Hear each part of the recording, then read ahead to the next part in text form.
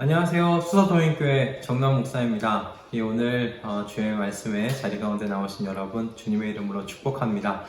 월요일 아침을 이렇게 주님의 말씀으로 시작하는 것도 주님께서 우리에게 주시는 복이 아닌가 생각합니다. 하나님의 말씀의 울타리 속에서 우리의 삶을 세우고 또 말씀의 보호를 받으면서 살아간다는 것, 그 말씀이 우리의 인생에 산성이 되어 주신다는 것을 경험하는 것, 그것이 얼마나 큰 복됨인지 모르겠습니다. 그 말씀 속에서 오늘도 주님 제가 살겠습니다. 말씀의 울타리가 제 인생에 산성된 것을 고백하며 살겠습니다. 그런 마음의 고백으로 또 이 말씀, 주님께서 주시는 말씀 안에서 살아가는 복된 이 월요일에 한날 되시기를 바라고요. 오늘 우리 주님께서 주실 말씀 받기 전에 우리 함께 기도함으로 나아가도록 하겠습니다. 기도하겠습니다. 하나님, 오늘도 주님의 말씀을 우리에게 허락해 주신 것 감사합니다. 주님의 말씀 속에서 주님 저희가 걸어가야 할 길을 깊이 깨닫도록 하여 주시고 주님께서 깨닫게 하신 대로 주님 저희들의 발걸음을 옮겨가며 살아가도록 인도하여 주시옵소서. 그래서 이 땅에서 하늘에서 이루어진 그 뜻을 이 땅 가운데 이루어드리는 주님의 백성이요 주님의 제자로서 우리가 살아가도록 주님 인도해 주시옵소서. 우리의 성품을 바꾸어가 주시옵소서. 감사드리며 우리 주 예수 그리스도 이름으로 기도드립니다. 아멘. 오늘 우리에게 주시는 하나님의 말씀은요, 창세기 26장 34절에서 27장 17절까지의 말씀입니다. 창세기 26장 34절에서 27장 17절까지의 말씀입니다. 창세기 좀 말씀이 많은데요, 우리 함께 봉독하도록 하겠습니다. 창세기 26장 34절에서 27장 17절까지 말씀입니다. 제가 봉독해 드리도록 하겠습니다. 에서는 40살이 되는 해에 햇사람 부에리의 딸 유딧과 햇사람 엘론의 딸 바스맛을 아내로 맞았다. 이 두 여자가 나중에 이삭과 리브가의 근심거리가 된다. 이삭이 늙어서 눈이 어두워 잘 볼 수 없게 된 어느 날 맏아들 에서를 불렀다. 나의 아들아, 에서가 대답하였다. 예, 제가 여기에 있습니다. 이삭이 말하였다.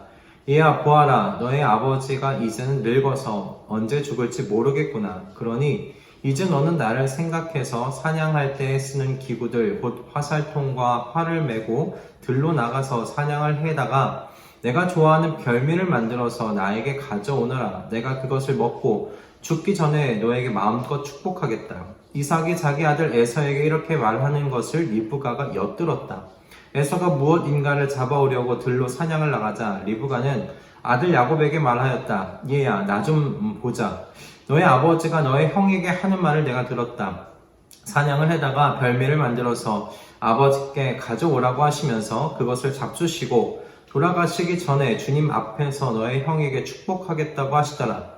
그러니 얘야, 너의 어머니가 하는 말을 잘 듣고 시키는 대로 하여라. 염소가 있는 대로 가서 어린 것으로 통통한 놈 2마리만 나에게 끌고 오너라. 너의 아버지가 어떤 것을 좋아하시는지 내가 잘 아니까 아버지가 잡수실 별미를 만들어 줄 터이니 너는 그것을 아버지께 가져다 드려라. 그러면 아버지가 그것을 잡수시고서 돌아가시기 전에 너에게 축복하여 주실 것이다. 야곱이 어머니 리브가에게 말하였다. 형 에서는 털이 많은 사람이고 나는 이렇게 피부가 매끈한 사람인데 아버지께서 만져보시면 어떻게 되겠습니까? 아버지를 속인 죄로 축복은커녕 오히려 저주를 받을 것이 아닙니까? 어머니가 아들에게 말하였다. 아들아, 저주는 이 어미가 받으마. 내가 시키는 대로 하여라. 가서 2마리를 끌고 오너라. 그가 가서 2마리를 붙잡아서 어머니에게 끌고 오니 그의 어머니가 그것으로 아버지의 입맛에 맞게 별미를 만들었다. 그런 다음에 리브가는 자기가 집에 잘 간직하여 둔 맏아들 에서의 옷 가운데 가장 좋은 것을 꺼내어 작은 아들 야곱에게 입혔다. 리브가는 염소 새끼 가죽을 야곱의 매끈한 손과 목덜미에 둘러주고 나서 자기가 마련한 별미와 빵을 아들 야곱에게 들려주었다. 아멘. 오늘 이 본문을 보면 이삭을 통해서 이어지는 장자의 축복을 둘러싼 이삭과 리브가, 그리고 에서와 이 야곱의 속고 속이는 모략이 이 이야기의 줄거리로 나온다는 것을 여러분 금세 알 수 있으실 겁니다. 이 이야기에서 하나님의 섭리와 하나님의 뜻을 구하는 사람은 지금 한 사람도 등장하지 않습니다. 이 이야기 속에 등장하는 여러분 이 모든 인물들은 오롯이 인간적이고 세속적인 사람들로 그려지고 있는 것을 볼 수가 있어요. 이삭에 대하여 1절에서 이렇게 이야기를 합니다. 그는 눈이 어두워서 잘 볼 수 없게 된 상태에 있다라고 이야기하고 있는 것을 보게 됩니다. 그러니까 그가 하나님을 향한 어떤 하나님께 대한 영적 상태도 이 어두워져 있다는 사실을 이 본문의 이 1절의 말씀을 통해서 비유로 이렇게 드러내고 있는 것을 생각해 볼 수가 있어요. 그가 영적으로 어두워져 있는 상태라는 것을 우리는 어떻게 알 수 있는가? 그가 에서를 사랑하는 이유가 무엇인지에 대하여 성경이 기록하고 있는 것을 보면 알 수가 있습니다. 성경 25장에서 그러니까 이삭이 에서를 사랑하는 이유에 대하여 이야기를 하고 있는데 25장 28절에 이렇게 기록되어 있습니다. 이삭은 에서가 사냥해온 고기의 맛을 들이더니 에서를 사랑하였고, 그러니까 이삭이 에서를 사랑하는 이유는 에서가 하나님의 뜻에 순종하며 하나님의 율례와 법도를 사랑하는 어떤 그런 하나님의 사람이기 때문에 에서를 사랑하는 것이 아니고요. 이삭이 에서를 사랑하는 이유는 에서가 이삭의 입에 맞는 별미를 만들어 줄 수 있는 그런 요리 실력이 있었기 때문이라는 것에 대하여 기록하고 있는 거예요. 그런 재주가 있었기 때문에 이 이삭이 에서를 사랑하기 시작했다는 겁니다. 이삭이 얼마나 그가 육신적인 사람으로 변모되어져 가고 있는지, 하나님의 섭리, 하나님의 뜻, 그것을 묻기보다 자신의 육체적인 육체의 그 소욕을 충족시켜주는, 그 입맛을 충족시켜주는 그 에서의 재주로 인해서 에서를 사랑하게 되었다는 것. 여러분, 여기서 이 이삭이 점점 영적으로 어두워져 가고 있는 상태라는 사실을 우리가 볼 수 있는 겁니다. 에서에 대해서 성경은 그가 장자의 축복을 받아서 아브라함과 이삭에게로 내려온 이 하나님의 약속을 이어받을 만한 제목이 아니라는 사실에 대해서 성경은 분명히 이야기를 하고 있어요. 이 사람은 맏아들의 권리를 가볍게 여겼던 사람이다. 그리고 그가 햇사람의 아내를 맞아들여서 이삭과 리브가에게 근심거리를 안겨준 사람이라고 오늘 본문에 이야기를 하고 있습니다. 여러분, 그런데 그럼에도 불구하고 이삭이 에서에게 장자권의 축복을 지금 주려고 하고 있는 겁니다. 이삭은 분명히 리브가를 통해서 하나님께서 첫째가 둘째를 섬기게 될 것이에요 라고 한 그 말을 전달해 들었을 겁니다. 전달받았을 겁니다. 그런데 이삭은 그 어디에서도 에서에게 축복 주는 이 일에 대해서 고민하고 있는 흔적이 보이지를 않아요. 오히려 에서를 몰래 부릅니다. 에서를 몰래 불러서 너가 내 입맛에 맞는 별미를 만들어 와라. 내가 그럼 그걸 맛있게 먹고 너에게 축복을 해줄게 라고 은밀한 장소에서 은밀하게 이 일을 진행하려고 하는 이삭의 모습을 보게 되더라는 겁니다. 여러분, 구약에서 그 축복은 공개적으로 선포되는 것이 일상이었습니다. 그것이 상식이었어요. 그런데 어느 시점인지부터 모르겠지만 이삭이 인간적인 사람이 된 거예요. 세속적인 사람으로 변모된 것이 분명합니다. 그는 공개적인 장소에서 공개적으로 축복해야 하는데 지금 은밀한 장소에서 은밀하게 에서와 단둘이 이 축복에 대한 이것을 거래로 내 입맛에 맞는 별미를 가져와라. 내가 그걸 맛있게 먹고 너에게 장자의 축복을 주겠어. 라고 지금 이삭이 에서에게 말하고 있는 것을 보게 되더라는 거예요. 그러니까 자신의 뜻대로 에서에게 축복하려는 겁니다. 하나님의 뜻은 어떤지 지금 궁금하지 않아요. 이삭의 마음에 하나님의 뜻은 자리 잡고 있지 않다는 것을 보게 됩니다. 여러분, 이런 이삭에 대하여 리브가는 남편이 이게 눈이 시원치 않다는 것, 눈이 나쁘다는 것, 잘 보이지 않는다는 그 약점을 이용하여서 지금 계략을 만들고 있습니다. 속일 방법을 찾고 있는 것을 보게 돼요. 이삭과 리브가가 이런 면에서 살가운 사이가 아니었다는, 살가운 부부 사이가 아니었음이 이게 드러나는 것이죠.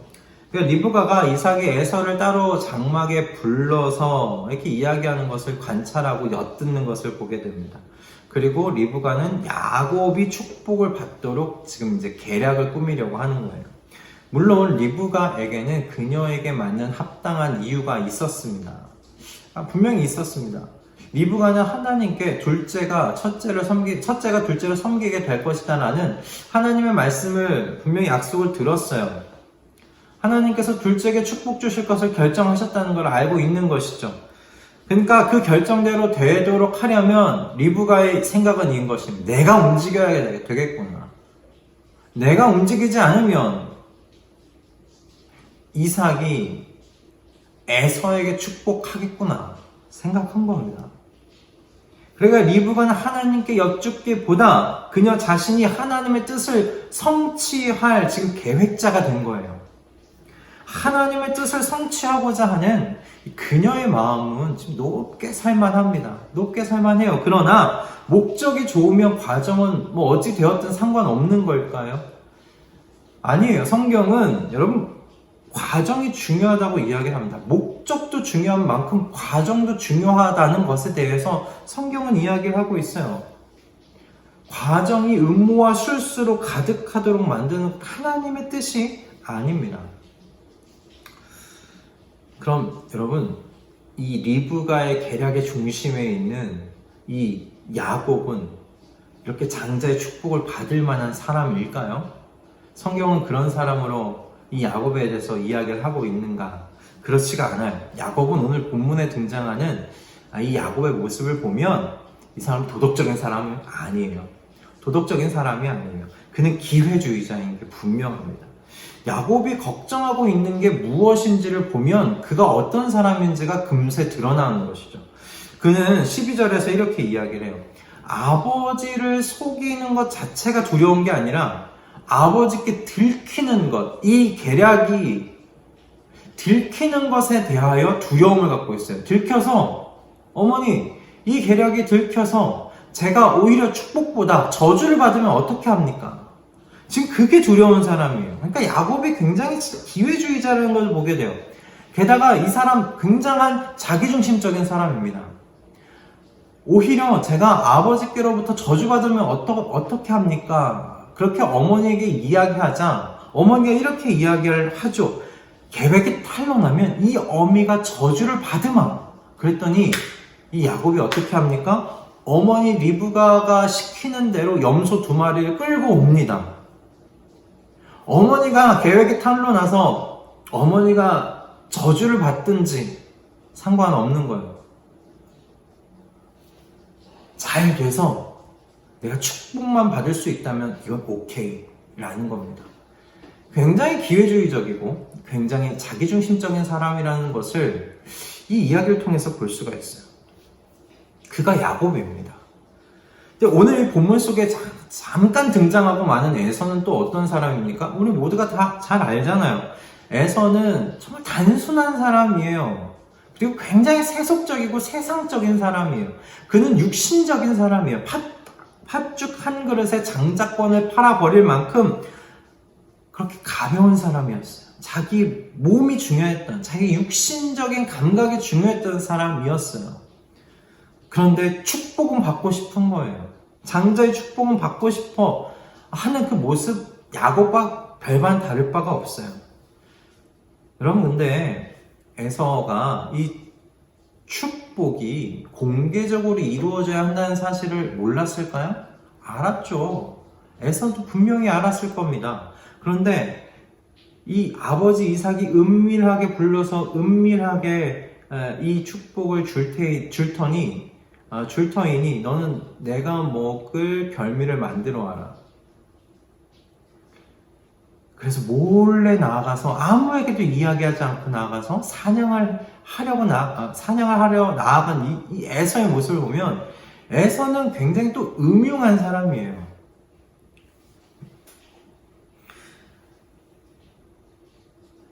야곱에게 장자권을 팔아버린 것이 분명히 에서가 찝찝한 가운데 있었을 겁니다. 그런데 아버지 이삭이 몰래 그를 불러서 은밀한 가운데 축복을 주겠다고 이야기를 합니다. 그리고 에서는 그 아버지의 말씀을 받습니다. 그리고 몰래 나가서 사냥을 하러 나가는 겁니다. 얼마나 야비합니까? 얼마나 음흉합니까? 이게 에서의 모습이에요.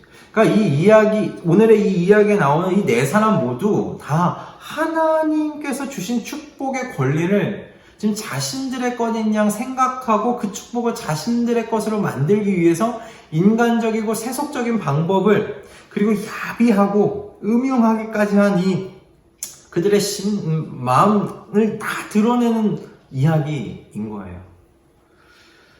여러분, 이렇게 볼 때 리브가의 계획이 성공을 거두죠. 오늘 이야기 뒤에 보면 리브가의 그 계획이 성공을 거둡니다. 뭐로 가도 서울만 가도 되는가? 뒤 이야기 나오겠지만 여러분, 그러나 이 인간적인 방법은 결국 모두에게 상처를 남기게 되는 것을 보게 돼요. 이삭은 이삭대로, 에서는 에서대로, 야곱은 야곱대로. 그리고 이 계획을 세운 리브가는 그가 사랑하는 야곱을 두 번 다시 보지 못하고 죽게 됩니다. 그리고 에서도 잃게 돼요. 여러분, 이렇게 속고 속이는 이 이야기, 모두가 상처만 받게 되는 결국 인간적인 이런 방법들. 여러분, 이 속고 속이는 이 이야기 속에 정말 각자 이 축복의 주인공이 되기 위해서 계획을 세우고 실행하는 이 이야기 속에서 여러분, 진정한 큰 계획자가 누구이신가 드러나면 하나님이신 것이 드러나요. 여러분, 야곱을 통해서 하나님의 약속이 지금 이어져 가게 되는 것을 보게 됩니다. 하나님께서 야곱에게 첫째가 둘째를 섬기게 하겠다고 하신, 그래서 축복이 둘째에게 임하도록 하겠다고 하신 하나님의 섭리대로 이야기는 흘러갑니다. 그리고 주님의 계획대로 야곱을 통해 12지파, 앞으로 이스라엘의 12지파가 될 12아들이 태어나지요. 그리고 그를 통해 나온 아들 요셉을 통해서 이 70명의 야곱의 가족들이 이집트로 들어갔다가 430년이라는 시간이 흐른 뒤에 장정만 60만이 되는 큰 민족이 되어 하나님께서 약속하신 가나안 땅으로 가게 되는 이 이야기가 이어져 가게 되는 거예요. 그러니까 진정한 이 이야기의 계획자는 하나님이시라는 것이 오늘의 이 본문 속에 나타나는 겁니다. 그러므로 여러분, 진정한 계획자의 성품을 따라서 여러분 계획을 실행해 나아가야 합니다. 리브가는 어두움 가운데 축복하려 했던, 은밀한 가운데 축복하려 했던 남편 이삭에게 이렇게 이야기했어야 했어요. 빛 가운데서 공개적으로 하라는 거죠. 공개적으로 축복하라는 겁니다. 하나님께서 말씀하신 것을 드러내며 누가 축복을 받아야 하는지에 대해서 리브가는 드러냈어야 하는 것이에요. 에서가 야곱에게 장자권 팔았으니 그 장자의 축복 또한 야곱에게 있음을 공개적으로 드러내어 이 일들이 빛 가운데서 판가름 나도록 리브가가 진행했어야 한다는 것입니다. 그러니까 빛 되시는 진정한 여러분 계획자를 따라서 빛 가운데서 실행하여야 한다. 그리고 나서 하나님의 일하심을 기다리는 거예요. 하나님께서 분명히 말씀하셨다면, 첫째가 둘째를 섬기게 될 것이라고 말씀하셨다면 빛 가운데 이것을 드러냈을 때 하나님께서 어떻게 일하시는지를 보았어야 한다는 거예요. 그랬다면 리브가는 야곱과에서 두 아들을 잃지 않았을 겁니다. 이삭은 이삭대로 영적 권위를 지킬 수 있었을 것입니다. 그리고 에서와 야곱은 이 빛 가운데 드러난 일을 통해서 하나님께서 어떻게 일하시는지를 배울 수 있었을 거예요. 여러분, 이 일들이 인간이 만들고 인간이 계획하는 듯 보이지만 결국 큰 그림과 큰 계획 속에서 이루어지는 것을 우리는 오늘 이 이야기 속에서 생각해 볼 수 있어야 합니다. 모든 큰 일에 이 역사의 계획자는 하나님이십니다. 그러므로 여러분, 우리가 그 계획을 하나님께서 하셨으니 우리는 아무것도 하지 말아야지가 아닙니다. 그 계획자의 성품대로 우리가 일하며 나아가야 되지 않겠느냐는 거예요. 여러분,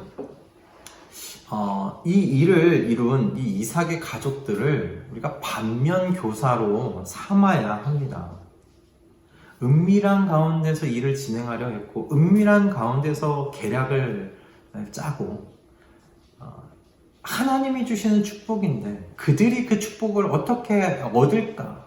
인간적인 방법과 인간적인 수단으로 계획을 세우고 실행하여 나아가는 이 이삭의 어그러진 가족의 모습을 여러분 반면교사로 삼으실 수 있기를 바랍니다. 하나님께서 크게 계획해 놓으신 계획 가운데 우리가 이 역사가 진행되어져 가고 있어요. 그 속에서 여러분, 빛 되시는 하나님의 성품을 따라서 오늘 하루하루 내게 주어진 일을 이루어가고 성취해 나아가는 저와 여러분 되어지기를 바랍니다. 모든 것을 빛 가운데 드러내어서 하나님께서 그러면 어떻게 섭리해 나아가시는지를 경험하는, 그렇게 살아가는 우리 말씀동행 식구들 다 되실 수 있기를 주님의 이름으로 축복합니다. 모든 것을 계획하고 이끌어 가시는 분은 하나님이십니다. 그러니 진정한 계획자의 성품을 따라서 순종하며 사는 여러분, 그 삶의 복됨을 우리 함께 경험하며 같이 살아가시는 우리 말씀동행 모든 식구들 다 되실 수 있기를 주님의 이름으로 축복합니다. 기도하겠습니다. 하나님, 오늘 우리에게 귀한 말씀을 허락하여 주셨습니다. 모든 역사의 계획은 하나님께서 하십니다. 그 가운데서 우리는 또 하나님의 계획 위에 세워져 있는 실행자들이온데 우리가 인간적인 방법과 인간적인 모략으로 이 일들을 이루어가지 않게 하여 주시고 이것을 계획하신 자의 성품을 따라서 빛 가운데 드러내며 빛 가운데서 실행하여 하나님의 일하심을 눈으로 목도하고 경험하며 살아가는 우리 복된 말씀동행 모든 식구들 다 될 수 있도록 주님 역사하여 주시옵소서. 하나님의 살아계심을 그렇게 경험하며 누리며 살아가는 우리 모두가 되도록 주님 인도하여 주시옵소서. 우리의 발걸음을 이끌어가 주시옵소서. 감사드리오며 우리 주 예수 그리스도의 이름으로 기도드립니다. 아멘. 할렐루야. 오늘 이 좀 안타까운 이삭 가족들의 모습입니다. 여러분, 이 이삭 가족들의 모습, 정말 인간적이고 세속적인 모습 가득한 이 가족사를 이렇게 드러내놓고 기록하신 데에는 하나님께서 다 이유가 있지 아니하시겠습니까? 이들의 삶을 통해, 이들의 모습을 통해 이들의 삶을 반면교사로 삼아서 하나님께서 절대자이시고 그분이 계획자이시지, 그렇다면 그 계획자의 성품에 따라서 내가 오늘 내게 맡겨주신 그 일들을 이루어 나가야 되겠구나. 두렵고 떨리고 힘들더라도, 늦는 것 같이 보이더라도